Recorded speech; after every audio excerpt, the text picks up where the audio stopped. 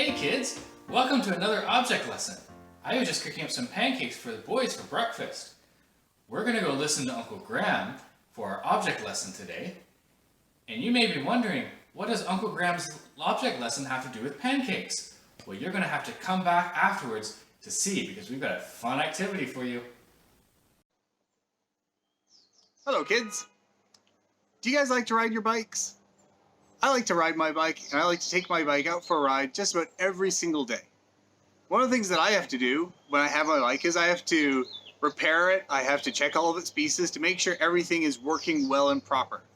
And, you look through the different parts, you have the handlebars and the frame, the seat, the wheels. And sometimes I wonder, maybe there's some pieces I can take away. Are there any pieces on my bike that I actually don't need? Have you ever wondered that? Have you ever wondered if there's any pieces that you don't actually need? Maybe you can do without a seat. Might be a bit uncomfortable. What are pieces that you don't need? Well, I looked through and, I began to wonder. What about the smallest piece? What's the smallest thing on my bike, and can I take it away? And what would happen if I did take it away? So I had to do a little looking, but I found the smallest piece on my bike. Do you want to see it? Let's have a look. All right, so we've got a little bit closer, but let me show you the smallest piece on a bicycle. If you look really carefully at the chain, at parts of the chain, you'll actually see that your chain, every link, is made up of these little plates, a little pin, and on the other side, you look really carefully, you'll see that there's a little ring. A little ring. So every part of the bicycle chain is actually composed of many, many tiny little pieces. And you think about your chain as a whole, but your chain itself is made up of so many tiny little pieces. And what do you think would happen if you took away one piece? If you went to your chain and you said, yeah, you know what? This little plate right here, I don't need that plate. I'll just take it away. I only need one half of it. What do you think would happen? Your bike's not going to work properly. At some point, maybe you'll be able to go a little while, but at some point, your chain's going to break. Or if you took out the little pin, as soon as you start pedaling, the chain's going to fall off. So you need every single piece of your chain to be all together as one big loop in order to ride your bike. Just look at it carefully. Right? Every single piece of the chain on this bicycle is needed in order for it to function. Otherwise, when you turn the wheels and turn the crank, it's not going to get into the gears or it's not going to line up properly. If the gears aren't going to work properly, the chain will just fall off or break. And then you're going to be stuck. Because if you can't pedal, you're not going to go very far very quickly. So you need every single little piece.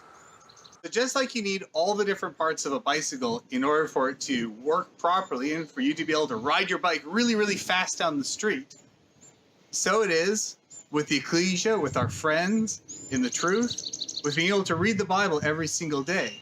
It's all of a necessary part. We need all of those things together to be a functional community, to be a functional group together. This is the way that the Apostle Paul describes it for us by inspiration of God in 1 Corinthians chapter 12. He says in 1 Corinthians 12, verse 18, but now has God set the members, every one of them, in the body as it has pleased him. And if they were all one member, where were the body? So we're described like a body. Our friends, our ecclesias, we're described as a body having many different parts. And it says, well, if we were all just one thing, if we were just an ear or just a nose, we wouldn't really be a body. But he goes on to say, but now are they many members, yet but one body.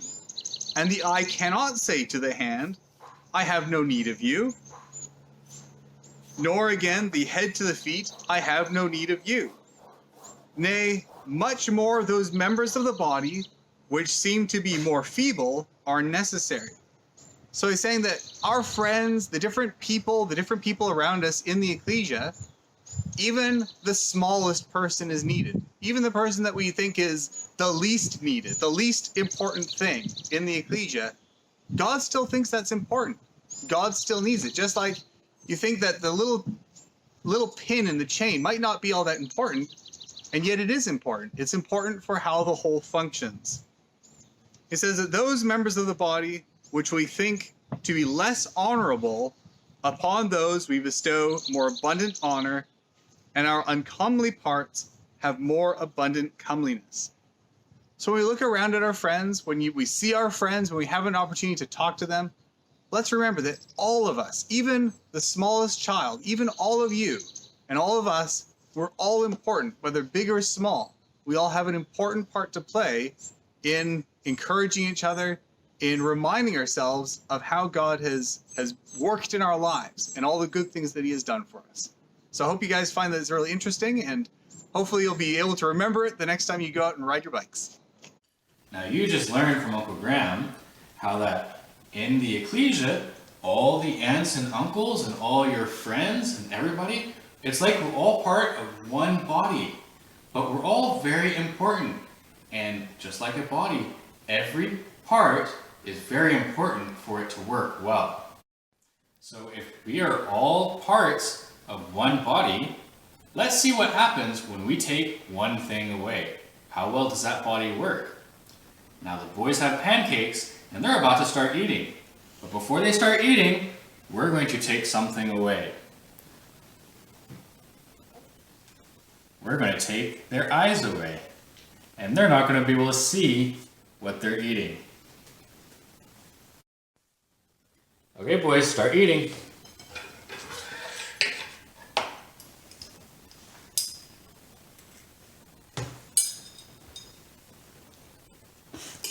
This. Oh, what are you doing? How does this thing cut? Hey, you took my pancake.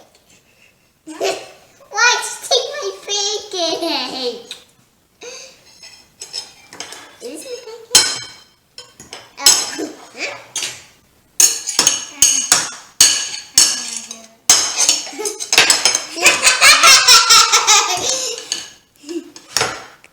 Okay, get away from me now. Okay, boys, you can take your blindfolds off.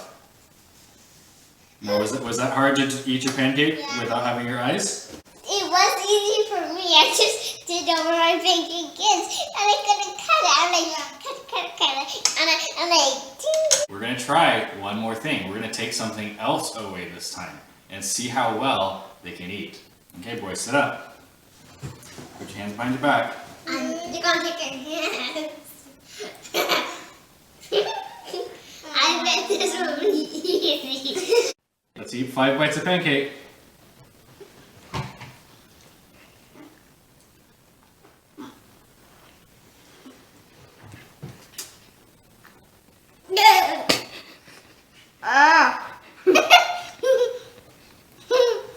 One.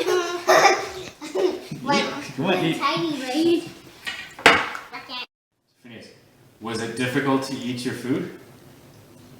Boaz, do you think it's important to have all the members of your body? What happens if you take something away? The body can't function as well. Yeah, it doesn't work as well. Okay, that's it for this week. We'll see you next week with another lesson. Eat your pancakes.